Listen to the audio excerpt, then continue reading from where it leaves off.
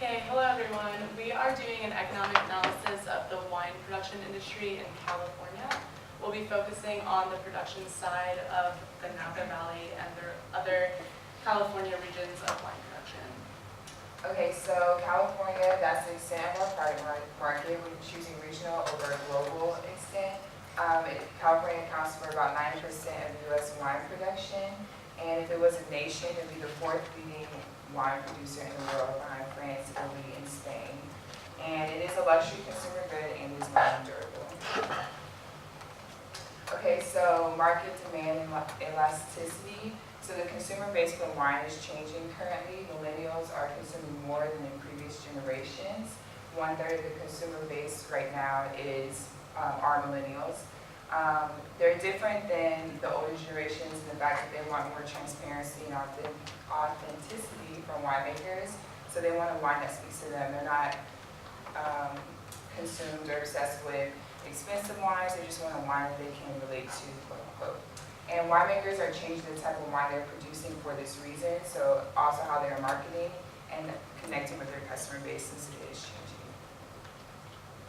So right now, millennials that are above the drinking age are drinking 25.7% of wine in California or in the U.S. And this is greater than the average around the world, which is 20.6%. And winemakers in Central California have to adjust dramatically to remain relevant in the long-run market. And baby boomers are still holding the greatest purchasing power for the wine industry. So like I said before, millennials are drinking more and more wine, where baby boomers still are paying a little bit more money for the more expensive wines and still hold the biggest market share. Okay, so price elasticity. Right now for wine it's negative 0.55, which means it's inelastic. So with a 10% increase in price, there will be a decrease by 5.5% in demand. So consumers switch to substitutes when price increases, basically. So the more expensive the wine is, the more likely they are going to switch. And income elasticity is 1.3. This is a luxury good, so the higher the income of the consumer base, the higher the demand for wine. So this is more demand from the boomers and the millennials. So boomers are spending more money on it because they have more money. Millennials are spending less because they have less money. And then when dealing with cyclical and seasonal trends in demand, climate change is affecting wine industry, and so is the smoke going on in California. Climatic conditions vary from year to year, and this can create a vintage effect. So you're just yielding less or more depending on how much the climate is changing in the area.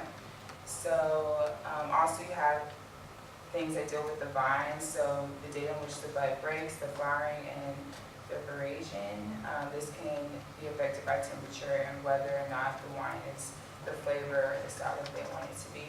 And with smoke, I'll just give a brief summary. There's a lot of smoke going on in California, a lot of fires. So this is affecting the way that the wine tastes. So it can come out different, and it might be not as noticeable, but for people who are more seasoned drinkers, they might be able to notice it.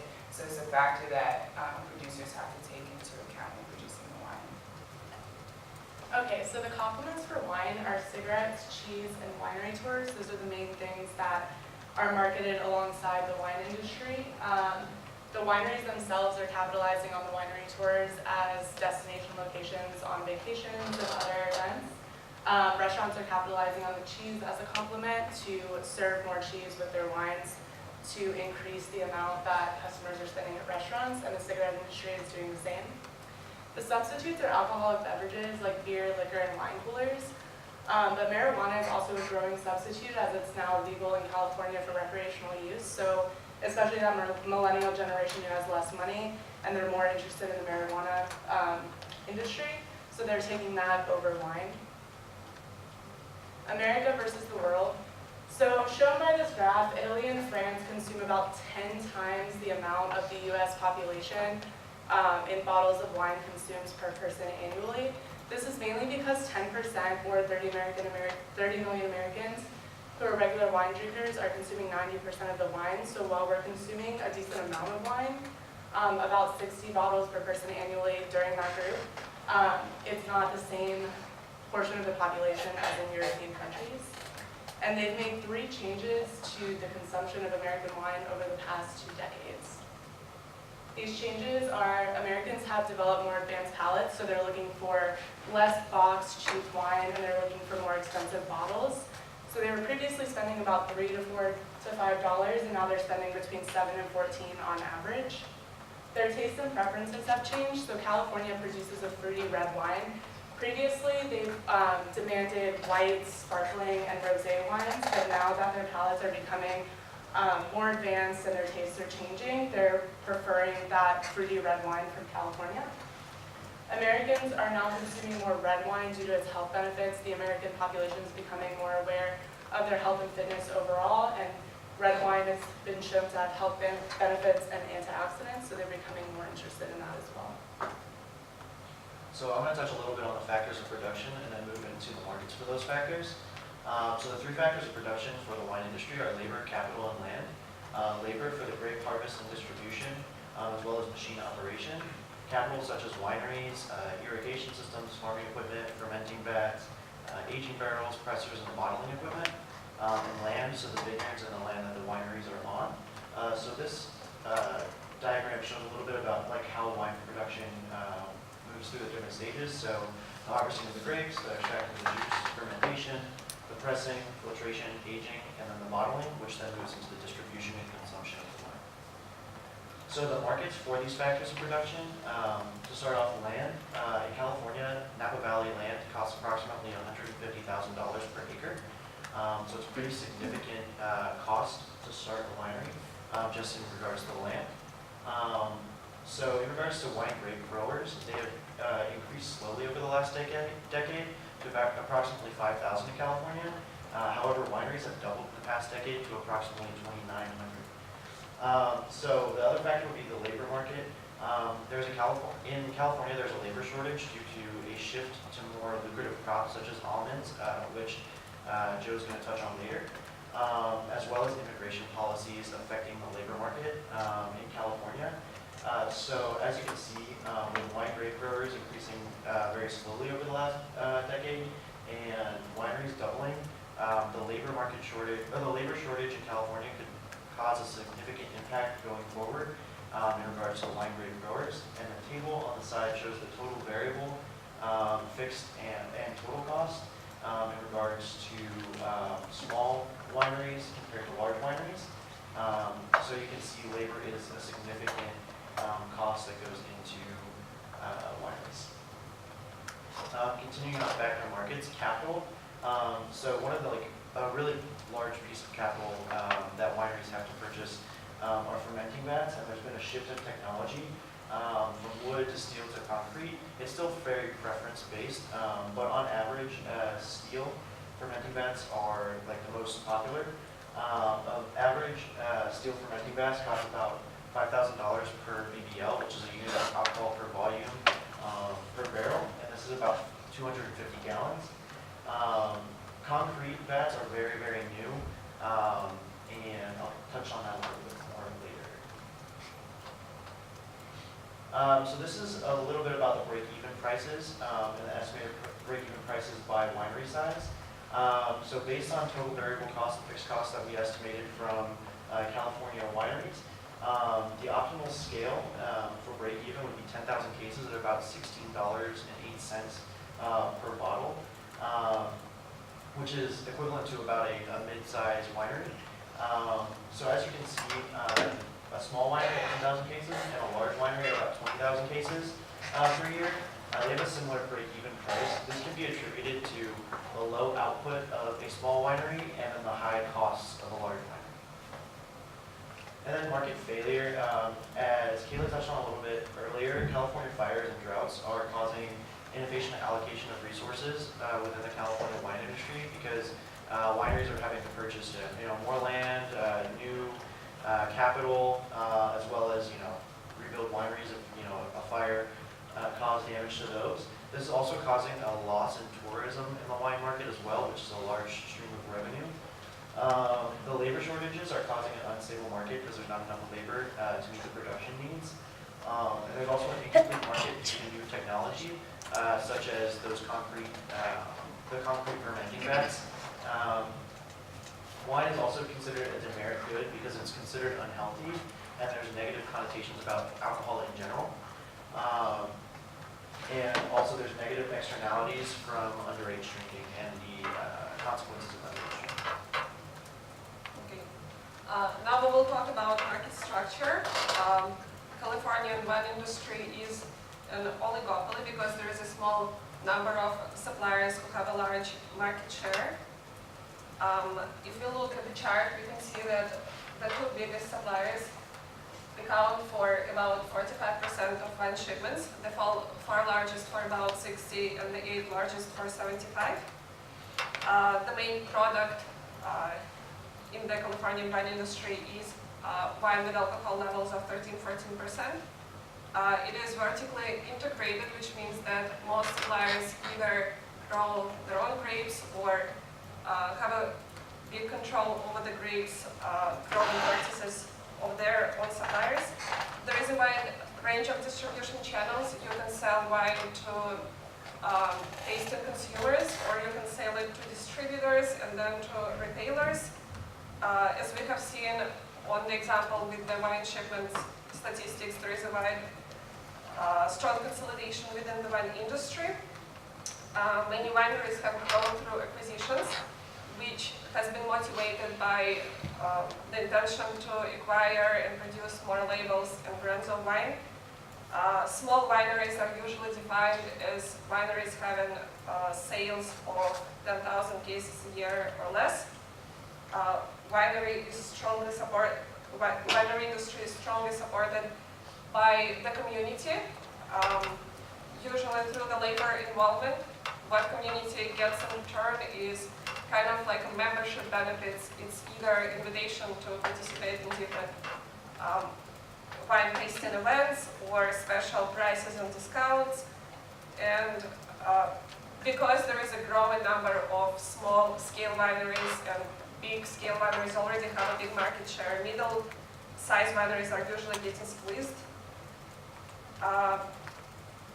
You can see the list of the 7 biggest winery production companies in California. As we can see, the biggest one, the Gallo winery, has about 25% of market share, and then the 7 biggest companies have about half market share. And here we are talking not just about local market in California, but domestic market in the United States as a whole. Californian wine is a product that is sold domestically and internationally. As we have discussed earlier, California is number 4 wine producer in the world after Italy, France, and Spain. About 85% of American wine is made in California, and when we are talking about the domestic market in the United States, within the domestic market, California usually competes with Chile and Australia. What gives competitive advantage to Californian market as well as to other New World markets is very effective production strategies, which are usually way more productive and way smarter than strategies that are still used in the old world. So besides the obvious startup costs that we've discussed earlier, there is a tremendous amount of burden and a tremendous barrier to entry for anyone trying to enter the California wine industry. And a big reason for that has to do with a lot of government regulations and a lot of licenses that you need to get in order to start at any point of the wine process. Even if you're doing something as small as you're running a wine cellar, or you just want to be the wholesaler of wine, you're not producing it and you're not having it sit in the cellar for a couple of years and ferment and continue that process. You're just simply like holding it in a warehouse and shipping it out. You have to get a license for that. And if you wanted to create a very big, your own big wine industry and the whole vertical process, which most big wineries, they control the whole vertical process of production, from picking the wines to eventually sending those wines to retailers. You have to go through a different type of licensing for almost every level of that vertical chain. So that's a tremendous time commitment and a tremendous cost just for any kind of startup to try and break into that industry. So it's very difficult in that aspect. And then of course, throughout that whole process, you have to make sure that you are compliant with FDA regulations. So you have to make sure the equipment you buy is up to standard. You need to have that equipment tested before you can start production. And then throughout the process, you need to constantly test every single level of the chain throughout the process to make sure that your product is by FDA standards. Because if it doesn't reach that standard, then that whole batch is ruined. You need to go back and review your whole process, and that can be very costly. And it's even costly to keep up with those FDA standards because you need to take it upon yourself to make sure that you're doing your own internal checks, not just every 5 to 7 years, but every year.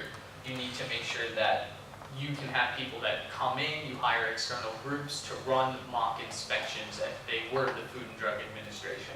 So this process presents another huge barrier to entry because it is so heavily regulated in California. And then of course, other barriers to entry are just the whole scale of building a winery. Because of so many upfront costs, it's incredibly hard to start a winery from scratch, especially if you're trying to start a brand new brand. Most of the time, if you do see a new winery from scratch, it's from someone who has a good brand, personal brand themselves. Like Francis Ford Coppola has his own winery in California, George Lucas has his own winery in California. But they can sell their own personal brand and sell their wine that way. If you don't have that kind of personal clout, most of the time you're going to join other big companies in the industry or big brands, and you're just going to make your own wine, and they'll slap their name and label on it, and you'll join their overall production of wine. And of course, there's a huge opportunity cost when deciding whether to grow wine or grow something else. Right now in California, a lot of wineries are actually ripping up their grapes and deciding to produce almonds instead.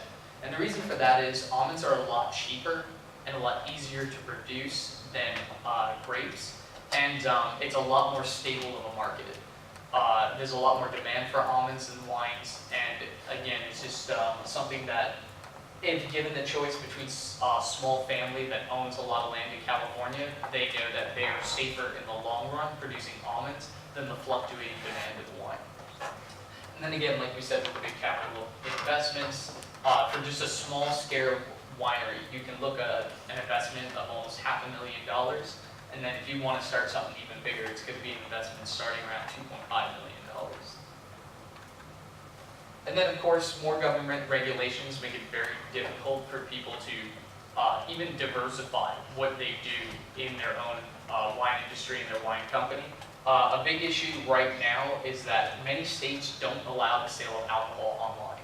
So even if you wanted to cut some of your costs and ship wine directly to the consumer, you might have a difficult job with that because you're not able to do that online, and your consumers can't shop for wine online. And then of course, a lot of wineries are trying to diversify by turning themselves into tourist locations as well with different wine tastings.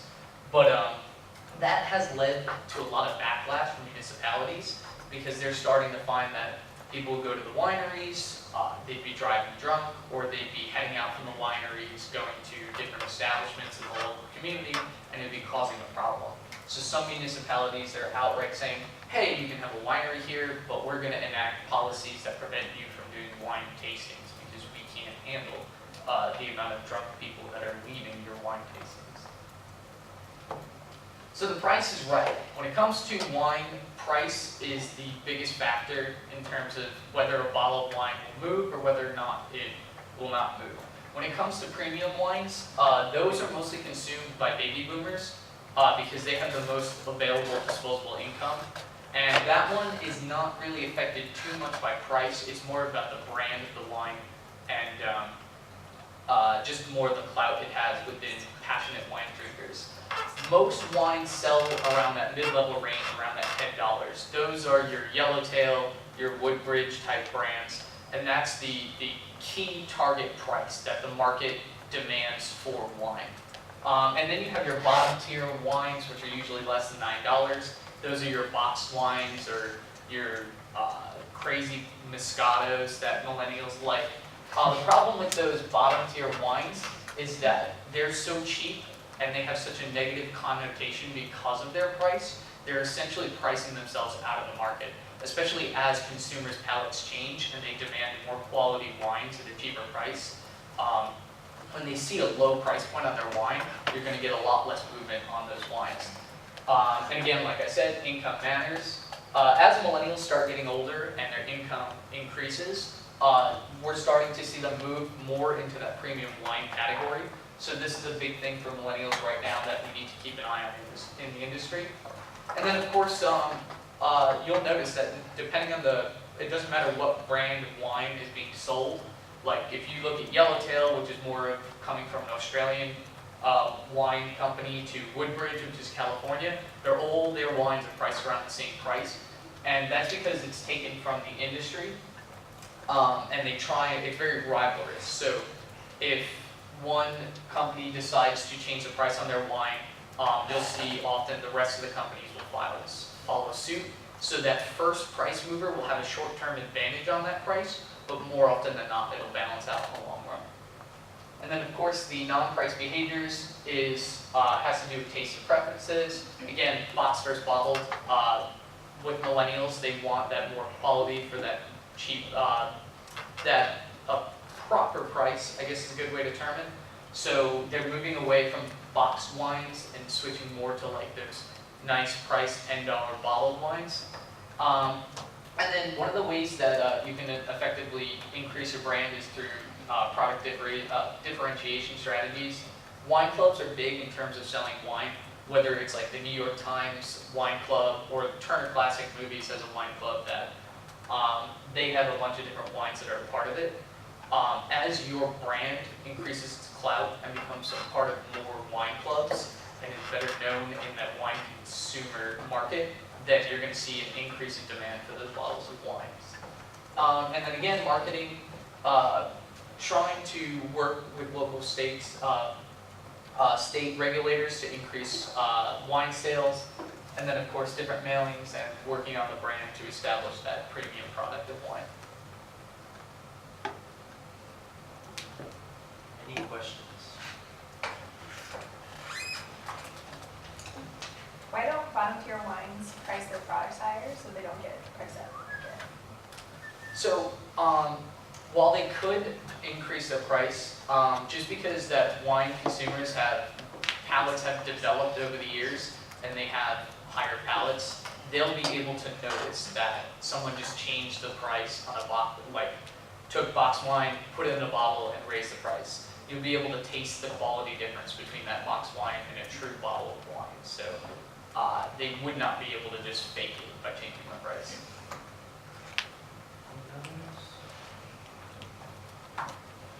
Thanks.